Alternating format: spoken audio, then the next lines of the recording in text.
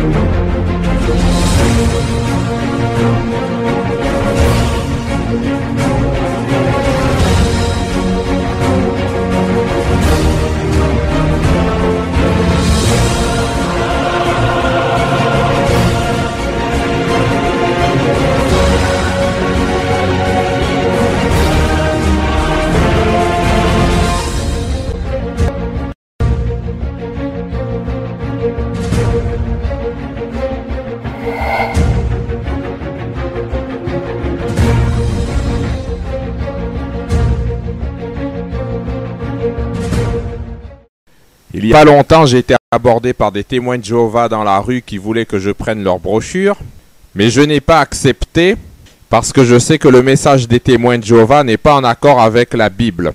En effet, par exemple, ils enseignent que le Christ est revenu de façon invisible depuis 1914 sur la terre, alors qu'il est écrit dans Apocalypse chapitre 1 au verset 7, « Voici, il vient avec les nuées, et tout œil le verra, même ceux qui l'ont percé.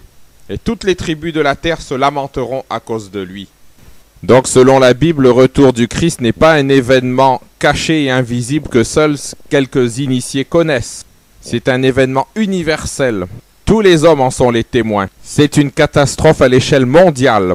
C'est la fin de l'humanité. Et on le voit sur ce point, les témoins de Jéhovah déjà ne disent pas la vérité. La Bible contredit leurs fausses théories. Nous lisons dans Matthieu chapitre 24 au verset 30, « Alors le signe du Fils de l'homme paraîtra dans le ciel, toutes les tribus de la terre se lamenteront, et elles verront le Fils de l'homme venant sur les nuées du ciel avec puissance et une grande gloire. » Donc les témoins de Jéhovah disent que le Christ va revenir invisiblement. La parole de Dieu dit au contraire que tout œil le verra, l'humanité entière en sera le témoin. Il viendra avec une grande gloire. Il vaut mieux croire ce que dit la Bible, car on est sûr que c'est la parole de Dieu, plutôt que de croire en ce qu'enseignent les témoins de Jéhovah, car ce ne sont que les déclarations des hommes. Alors maintenant, voici un autre point qui prouve que les témoins de Jéhovah sont dans l'erreur. En effet, ils ne sont pas fidèles à leurs propres enseignements. Les témoins de Jéhovah refusent les transfusions sanguines parce qu'ils pensent que selon la Bible, on n'a pas le droit d'absorber du sang. Ils se basent sur des textes comme Lévitique chapitre 17 verset 14, « Car l'âme de toute chair, c'est son sang qui est en elle », et également sur le texte de Actes chapitre 15 verset 29, « Savoir de vous abstenir des viandes sacrifiées aux idoles, du sang ». Et pourtant, les témoins de Jéhovah achètent leur viande dans les supermarchés, et la viande dans les supermarchés n'est pas saignée. Les témoins de Jéhovah mangent aussi du boudin. Ils sont donc infidèles à leur propre enseignement qui leur interdit de consommer du sang. Comment alors peut-on leur faire confiance alors même qu'ils ne respectent pas ce qu'ils enseignent? Avec cet enseignement sur les transfusions sanguines, les témoins de Jéhovah se condamnent eux-mêmes puisqu'ils consomment du sang à travers des viandes non saignées. Alors maintenant, on va voir un autre point qui montre aussi que les témoins de Jéhovah ne respectent pas la Bible. C'est que dans leur communauté, il y a beaucoup de leurs femmes qui portent des bijoux et des boucles d'oreilles. Or cependant, il est écrit dans 1 Pierre chapitre 3 versets 3 et 4, « Ayez non cette parure extérieure qui consiste dans les cheveux tressés, les ornements d'or ou les habits qu'on revêt, mais la parure intérieure est cachée dans le cœur, la pureté incorruptible d'un esprit doux et paisible qui est d'un grand prix devant Dieu. Ainsi se paraient autrefois les saintes femmes qui espéraient en Dieu. » Donc à travers certaines de leurs femmes qui portent des boucles d'oreilles, les témoins de Jéhovah montrent qu'ils ne respectent pas la Bible. Alors maintenant, voici encore un autre point. Les témoins de Jéhovah mangent du porc. Mais il est écrit dans Ésaïe chapitre 66 au verset 17, « Ceux qui se sanctifient et se purifient dans les jardins, au milieu desquels ils vont un à un, qui mangent de la chair de porc, des choses abominables et des souris, tout cela périront, dit l'Éternel. » Donc il est très clair que les témoins de Jéhovah ne font pas la volonté de Dieu. Alors maintenant, voici un autre point capital aussi qui montre que les témoins de Jéhovah ne sont pas dans la vérité, c'est que les témoins de Jéhovah considèrent Christ comme un homme et non pas comme Dieu. Mais si Christ n'était qu'un homme, qui aurait pu sauver l'humanité de ses péchés? Et comme les témoins de Jéhovah pensent que Christ n'est qu'un homme, alors ils n'ont personne pour les sauver de leurs péchés. Ils seront perdus. Il est écrit dans la Bible, dans Jean chapitre 10 verset 30, une déclaration de Jésus qui renverse toutes leurs théories. Jésus a déclaré, « Moi et le Père, nous sommes un. » Alors Dieu pourrait-il être un avec une créature? Et une créature simplement humaine pourrait-elle être une avec Dieu le Père? Évidemment non. Il est indiscutable qu'à travers plusieurs versets bibliques, Jésus a très clairement affirmé sa divinité. Et si on croit en la Bible, on ne peut que croire en la divinité de Jésus-Christ. Nous lisons dans Jean chapitre 1 versets 1 et 14. « Au commencement était la parole, et la parole était avec Dieu, et la parole était Dieu. Et la parole a été faite chair, et elle a habité parmi nous, pleine de grâce et de vérité, et nous avons contemplé sa gloire, une gloire comme la gloire du Fils unique venu du Père. » À travers ces deux versets bibliques, le Seigneur Jésus revendique très clairement sa divinité.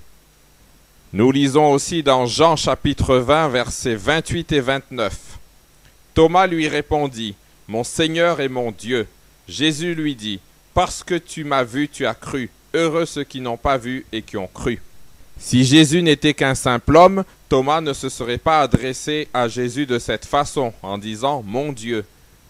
Jésus l'aurait repris en disant « Je ne suis pas Dieu, je ne suis qu'un homme. » Mais au contraire, que lui dit Jésus? « Parce que tu m'as vu, tu as cru. » Jésus accepte sa déclaration « Mon Seigneur et mon Dieu » parce que Jésus savait qu'il était Dieu.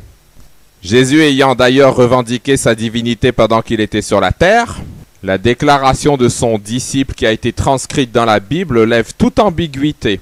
Si on a foi en la Bible, on ne peut pas nier la divinité de Jésus-Christ. Si on nie la divinité de Jésus-Christ, on ne croit pas en la Bible. On le voit, les témoins de Jéhovah enseignent des mensonges. Alors maintenant, on va voir encore une autre fausseté. Les témoins de Jéhovah enseignent qu'après le retour du Christ, les 144 000 régneront avec Jésus sur la nouvelle terre pendant le millénium. Ils régneront sur les autres rachetés, et parmi les autres rachetés, il y aura encore des naissances, des mariages et des morts. Mais tout cela sont des mensonges, car il est écrit dans Apocalypse chapitre 21 versets 1 et 4, « Puis je vis un nouveau ciel et une nouvelle terre, car le premier ciel et la première terre avaient disparu. Il essuiera toute larme de leurs yeux, et la mort ne sera plus. Et il n'y aura plus ni deuil, ni cri, ni douleur, car les premières choses ont disparu. » On le voit, les enseignements des témoins de Jéhovah contredisent les versets de la Bible. Et maintenant, on va voir une preuve catégorique que les témoins de Jéhovah n'enseignent pas la vérité et ne sont pas l'Église de Dieu. C'est qu'ils n'observent pas le repos de Dieu le jour du sabbat comme le Seigneur le commande dans la Bible. Ils ont même écrit dans le livre « Que Dieu soit reconnu pour vrai » édition de 1948 à la page 192 et dans la deuxième édition à la page 206, cette phrase qui est fausse. « L'ancienne alliance de la loi fut abolie. De là, il résulte que les 10 commandements furent également annulés. » Alors si les 10 commandements sont annulés, on peut donc tuer, on peut donc voler. Les témoins de Jéhovah sont de grands menteurs car la Bible contredit catégoriquement leur enseignement. La loi n'a pas été abolie. Jésus a dit dans Matthieu chapitre 5 versets 17 et 18 « Ne croyez pas que je sois venu pour abolir la loi ou les prophètes. Je suis venu non pour abolir mais pour accomplir. Car je vous le dis en vérité, tant que le ciel et la terre ne passeront point, il ne disparaîtra pas de la loi un seul iota ou un seul trait de lettre jusqu'à ce que tout soit arrivé. » Et comme le ciel est toujours là encore actuellement, ainsi que la terre, donc pour l'instant aucune partie de la loi de Dieu a disparu, comme nous le dit ce verset que nous venons de lire. L'apôtre Paul lui aussi contredit les faux enseignements des témoins de Jéhovah. En effet, il est écrit dans Romains chapitre 3 au verset 31, « Anéantissons-nous donc la loi par la foi? Loin de là, au contraire, nous confirmons la loi. » Les témoins de Jéhovah n'observent pas le 4e commandement de la loi de Dieu qui d'observer le sabbat, c'est-à-dire le samedi, et non pas le dimanche, jour qui n'a aucune base dans la Bible, mais que l'Église catholique romaine a institué au 4e siècle après Jésus-Christ à l'époque de l'empereur Constantin.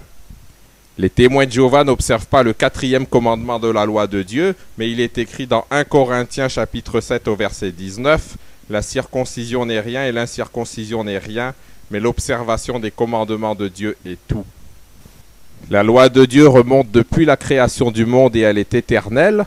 Nous lisons dans Genèse chapitre 2 versets 2 et 3. « Dieu acheva au 7e jour son œuvre qu'il avait faite et il se reposa au 7e jour de toute son œuvre qu'il avait faite. Dieu bénit le 7e jour et il le sanctifia, parce qu'en ce jour il se reposa de toute son œuvre qu'il avait créée en la faisant. » Nous lisons aussi dans Exode chapitre 20 versets 8 à 11. « Souviens-toi du jour du repos pour le sanctifier. Tu travailleras 6 jours et tu feras tout ton ouvrage. Mais le 7e jour est le jour du repos de l'Éternel ton Dieu, tu ne feras aucun ouvrage, ni toi, ni ton fils, ni ta fille, ni ton serviteur, ni ta servante, ni ton bétail, ni l'étranger qui est dans tes portes. Car en 6 jours l'Éternel a fait les cieux, la terre et la mer et tout ce qui y est contenu, et il s'est reposé le 7e jour. C'est pourquoi l'Éternel a béni le jour du repos et l'a sanctifié. » Et il est écrit dans 1 Chronique chapitre 17 au verset 27, « Car ce que tu bénis, ô Éternel, est béni pour l'éternité. Amen. » Donc, comme Dieu a béni le sabbat, eh bien le sabbat reste béni pour l'éternité. Et même dans la nouvelle terre, nous continuerons de l'observer. C'est ce que nous lisons dans Ésaïe chapitre 66 au verset 22 et 23. « Car comme les nouveaux cieux et la nouvelle terre que je vais créer subsisteront devant moi, dit l'Éternel, ainsi subsisteront votre postérité et votre nom. À chaque nouvelle lune et à chaque sabbat, toute chair viendra se prosterner devant moi, dit l'Éternel. Le Seigneur ne fait pas de distinction dans ses 10 commandements, de même qu'on n'a pas le droit de tuer ni de voler, de même on doit observer le sabbat. C'est ce que nous lisons dans Jacques, chapitre 2, au verset 10. Car quiconque observe toute la loi mais pêche contre un seul commandement devient coupable de tous. Et au verset 17 du même chapitre, nous lisons « Il en est ainsi de la foi. Si elle n'a pas les œuvres, elle est morte en elle-même. Donc si on prétend croire en Dieu mais qu'on n'observe pas sa loi, notre foi ne sert de rien. » Proverbe chapitre 28 au verset 9 nous le dit bien « Si quelqu'un détourne l'oreille pour ne pas écouter la loi, sa prière même est une abomination. » Donc, si la Watchtower Society refuse d'accepter la loi de l'Éternel, le culte des témoins de Jéhovah est en abomination aux yeux de Dieu. Nous lisons dans Matthieu chapitre 7 du verset 21 au verset 23, « Ceux qui me disent Seigneur, Seigneur n'entreront pas tous dans le royaume des cieux, mais celui-là seul qui fait la volonté de mon Père qui est dans les cieux. » Plusieurs me diront en ce jour-là, Seigneur, Seigneur, n'avons-nous pas prophétisé par ton nom? N'avons-nous pas chassé des démons par ton nom? Et n'avons-nous pas fait beaucoup de miracles par ton nom? Alors je leur dirai ouvertement, je ne vous ai jamais connu. Retirez-vous de moi, vous qui commettez l'iniquité. C'est un message que nous lisons aussi dans 1 Jean chapitre 2 au verset 4. Celui qui dit je l'ai connu et qui ne garde pas ses commandements est un menteur, et la vérité n'est point en lui. Comme les témoins de Jéhovah prétendent croire en Dieu, mais qui n'observent pas sa sainte loi, eh bien ce sont des menteurs, et ils n'ont point la vérité. L'amour de Dieu ne se trouve pas dans l'église des témoins de Jéhovah. Selon ce qui est écrit, nous lisons dans Jean chapitre 15 au verset 10, « Demeurez dans mon amour. Si vous gardez mes commandements, vous demeurerez dans mon amour. » Et dans Jean chapitre 14 au verset 21, « Celui qui a mes commandements et qui les garde, c'est celui qui m'aime, et celui qui m'aime sera aimé de mon Père. » Jésus a dit aussi dans Jean chapitre 14 au verset 15, « Si vous m'aimez, gardez mes commandements. » Nous lisons dans 1 Jean chapitre 5 au verset 3, « Car l'amour de Dieu consiste à garder ses commandements, et ses commandements ne sont pas pénibles. » Ce n'est pas pénible d'observer le sabbat. En effet, nous lisons dans Jacques chapitre 2 au verset 12, « Parlez et agissez comme devant être jugés par une loi de liberté. » La loi nous rend libres au contraire. Et nous lisons dans Apocalypse chapitre 14 au verset 12, « C'est ici la persévérance des saints qui gardent les commandements de Dieu et la foi de Jésus. » Et les témoins de Jéhovah n'ont pas la persévérance des saints, puisqu'ils ne gardent pas les commandements de Dieu. Sachez-le bien, témoins de Jéhovah, vous ne pourrez pas être sauvés sans la vérité. Croire au mensonge fait perdre la vie éternelle. Selon ce qui est écrit, nous lisons dans Hébreux chapitre 12 au verset 14, « Recherchez la paix avec tous et la sanctification sans laquelle personne ne verra le Seigneur. » Et Jésus a dit dans Jean 17 verset 17, « Sanctifie-les par ta vérité, ta parole est la vérité. » On l'a bien lu, sans la sanctification, on ne peut être sauvé, et la sanctification, c'est par la vérité qu'elle se fait. Il est écrit dans Psaume chapitre 51 au verset 8, « Mais tu veux que la vérité soit au fond du cœur. » C'est pourquoi, témoins de Jéhovah, le Seigneur vous adresse aujourd'hui un message. Dans Deutéronome chapitre 30 au verset 19, « J'en prends aujourd'hui à témoin contre vous le ciel et la terre. J'ai mis devant toi la vie et la mort, la bénédiction et la malédiction. Choisis la vie afin que tu vives. » Alors soit vous choisissez la mort en suivant les enseignements de l'Église des témoins de Jéhovah, soit vous choisissez la vie en suivant la parole de Dieu. Faites le bon choix.